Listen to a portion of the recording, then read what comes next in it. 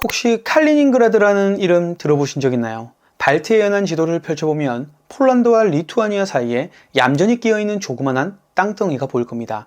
해당 영토는 러시아 영토인데 러시아 본토하고는 한참 떨어져 있어서 고개를 갸웃하게 만들지만 이 작은 지역이 최근 들어 서방, 특히 나토 회원국들에게 강력한 위협으로 부각되고 있다는 거 알고 계신가요? 오늘은 수수께끼 같은 러시아의 월경지 칼리닝그라드에 대해서 이야기해 보려고 합니다. 보통 러시아 하면 상트페테르부르크나 모스크바 같은 거대 도시부터 떠올리실 텐데 사실 이 칼리닝그라드라는 곳이 지정학적으로나 군사적으로 엄청난 잠재력을 지니고 있습니다. 왜냐하면 발트해에서 얼지 않는 항구를 끼고 있는 데다 러시아 발트 함대가 주둔해 있고 심지어 핵무기 탑재 기능 미사일이 배치되어 있다는 얘기가 꾸준히 나오기 때문이죠.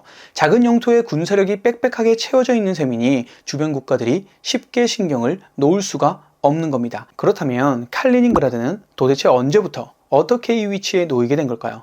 먼저 이 지역의 역사를 간단히 짚어보면 원래 이곳은 독일의 동프로이센, 즉 퀘니히스베르크라는 도시였습니다. 철학자 임마누엘 칸트가 태어난 곳이라고 잘 알려진 곳이죠. 이 오랜 세월 동안 독일 문화와 역사의 일부로 기능해 왔습니다. 그런데 2차 세계대전이 막바지에 접어들면서 이 도시가 소련에 귀속됐고 전쟁이 끝나자마자 독일계 주민 대다수가 추방됐습니다. 소련은 이 지역을 자국 영토로 편입하며 도시 이름을 칼리닝그라드라고 바꿨습니다. 그리고 곳곳에서 몰려온 러시아인들이 자리를 잡게 되면서 이전에 있던 독일 문화의 흔적은 상당 부분 사라지게 됩니다. 냉전 시기에 칼리닝그라드는 소련이 서방에 맞서기 위한 핵심 기지로 빠르게 군사화되었습니다. 발트해로 나가는 중요한 출구이자 얼지 않는 항구를 보유하고 있었으니 소련 입장에서는 쉽게 포기할 수 없는 전략적 보석이었던 셈이죠. 게다가 여기에는 원래 독일이 구축해 두었던 방어시설이나 도시 인프라가 상당히 남아 있었고 소련이 이를 이어받아 서쪽 최전선으로 활용했습니다. 하지만 1991년 소련이 붕괴되고 발트 3국과 폴란드가 점차 서방 세계로 향하자 칼리닝그라드는 러시아 본토와 육로로 연결되지 않은 상태로 고립된 월경지가 되었는데요. 이 월경지라는 말은 국가 영토가 중간에 끼인 다른 나라들 때문에 단절되어 있는 상황을 뜻합니다. 그런데 한때는 칼리닝그라드를 유럽과 러시아를 잇는 가교로 만들어보자는 꿈도 있었습니다. 발트해의 홍콩 같은 별칭이 붙을 정도로 자유무역지구나 경제특구로 발돋움하면 어떨까 하는 희망이 있었죠. 그리고 실제로 1990년대에는 이곳을 개방해서 경제발전을 이뤄보자라는 이야기가 나오기도 했습니다. 그러나 러시아 내부가 워낙 혼란스러웠고 체첸전쟁 같은 다른 문제가 심각했기 때문에 칼리닝그라드에 대한 정부 차원의 지원이나 관심은 좀 우선순위에서 밀려 있었던 거죠. 1990년대 중반 현지에서는 범죄와 부패가 기승을 부리고 사회복지나 경제발전도 제대로 이루어지지 못해서 결국 유럽의 블랙홀이라는 달갑지 않은 별칭까지 붙게 됐었습니다. 그러다 2000년대 들어 푸틴 정부가 들어서면서 칼리닝그라드는 점차 다시 군사적 가치가 부각되는 방향으로 흘러갔습니다. 왜냐하면 발트해 주변의 국제 정세가 러시아와 서방 사이에서 계속 미묘해졌고 그럴수록 칼리닝그라드가 서방을 직접 견제할 수 있는 전초기지로 적합하다는 판단이 내려졌기 때문이죠.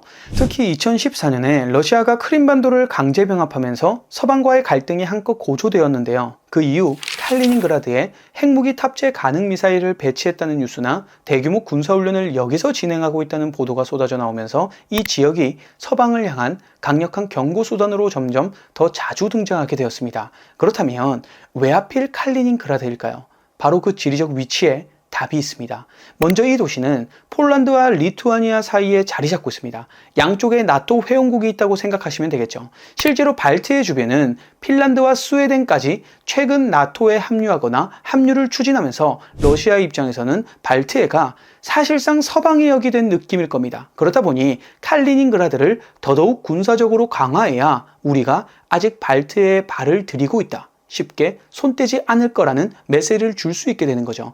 이때 꼭 짚고 넘어가야 하는 개념이 바로 수바우키 갭입니다. 폴란드와 리투아니아 국경 사이에 60에서 100km가량의 좁은 통로가 있는데 여기가 막히면 발트 3국이라고 불리는 리투아니아, 라트비아, 에스토니아가 육로로 완전히 고립된다는 시나리오가 나옵니다. 칼리닝그라드와 벨라루스 양쪽에서 이 지대를 협공한다면 발트 3국이 수송로나 지원을 차단당해버리는 셈이니 나토 입장에서는 딱 치명적인 약점인 거죠. 이 수바우키 갭이 봉쇄되면 발트의 주변의 군사 균형이 단숨에 러시아 쪽으로 기울 수 있다는 우려가 존재합니다. 칼리닝그라드가 안보적으로 위협이 되는 또 다른 중요한 이유는 여기에 배치된 것으로 알려진 이스칸데르 같은 전술 미사일 시스템 때문입니다. 이 미사일은 사거리가 400에서 500km 이상으로 추정되는데 핵무기를 탑재할 수 있다는 점이 특히 큰 문제죠. 베를린이나 바르샤바 같은 유럽 주요 도시들도 이 미사일의 사정권 안에 들어갈 수 있다는 이야기가 종종 나오고 있습니다. 물론 실제로 러시아가 그렇게 극단적인 결정을 내릴지 안 내릴지는 모르는 일이지만 그렇다는 가능성만으로도 서방 입장에서는 심각한 압박이 될 수 있죠. 핵이라는 건 워낙 강력한 카드니까 말이죠. 물론 최근 러시아가 우크라이나 전쟁으로 인해 전반적인 군사력이나 재정에 부담을 안고 있는 건 사실이지만 그렇다고 해서 칼리닝그라드의 위협이 사라지는 건 아닙니다.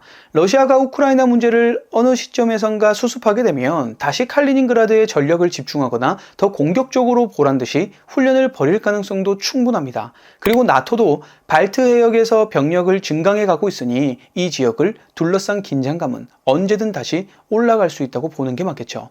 사실 칼리닝그라드가 서방을 위협하는 핵심은 저 용토가 어디에 있으며 얼마나 빠르게 군사적 위력을 발휘할 수 있는가에 달려 있습니다. 본토와 떨어진 작은 용토일 뿐인데 반대로 생각하면 서유럽 중심부에 가깝게 들어와 있는 러시아 영토라는 의미죠. 발트해에서 바로 항구를 통해 러시아 함대를 운영할 수 있고 육로로는 벨라루스를 거쳐 철도나 도로를 이용할 수 있습니다. 한때 이렇게 떨어져 있으니 별 쓸모없겠다 생각할 수도 있었겠지만 오히려 이렇게 분리되어 있다는 점이 러시아에게는 서방에 대한 군사적 전초기지를 확보하는 이점이 되기도 하는 셈인 겁니다. 그렇다면 칼리닝그라드는 앞으로 어떻게 될까요? 장기적으로는 우크라이나 전쟁이 어떻게 끝나느냐, 그리고 러시아의 경제, 정치 상황이 얼마나 안정되느냐에 따라 달라질 수 있다는 의견이 많습니다. 만약 러시아가 전쟁 후유증을 크게 겪고 국력이 약해진다면 칼리닝그라드가 독자적인 지위를 요구하거나 모스크바가 더 이상 유지하기 어려워지는 시나리오가 있을 수도 있다고 하죠. 반대로 러시아가 국력을 잘 회복하면 칼리닝그라드의 군사적 요충지 역할을 더 강화하면서 서방과의 갈등이 길어질 수도 있습니다. 특히 크림반도 사례를 보면 러시아는 한번 손에 넣은 전략적 지역을 쉽게 포기하지 않는 경향이 있다는 것을 알 수 있죠.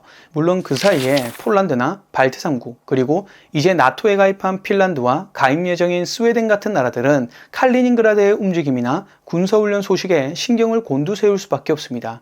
이 지역이 뉴스에서 크게 다루어지는 이유가 있는 겁니다. 조금만 수위가 올라가면 러시아가 수바우키 갭을 공격할 수도 있다는 시나리오가 또다시 대두되기 때문이죠. 결국 칼리닝그라드는 지정학적 압박의 상징 같은 존재가 되어버렸습니다. 지금까지 칼리닝그라드가 왜 서방에게 위협으로 여겨지는지, 그리고 이 지역이 어떻게 지금의 위치를 갖게 되었는지 살펴봤습니다. 혹시 앞으로 칼리닝그라드가 뉴스에 등장한다면 이제 조금은 그 배경을 이해할 수 있지 않을까 싶습니다. 작은 영토가 만들어내는 큰 파급력, 그리고 러시아와 서방 사이에 놓인 지정학적 퍼즐의 한 조각이 바로 이 칼리닝그라드라는 점 기억해 두시면 좋겠습니다. 영상 시청해 주셔서 감사합니다.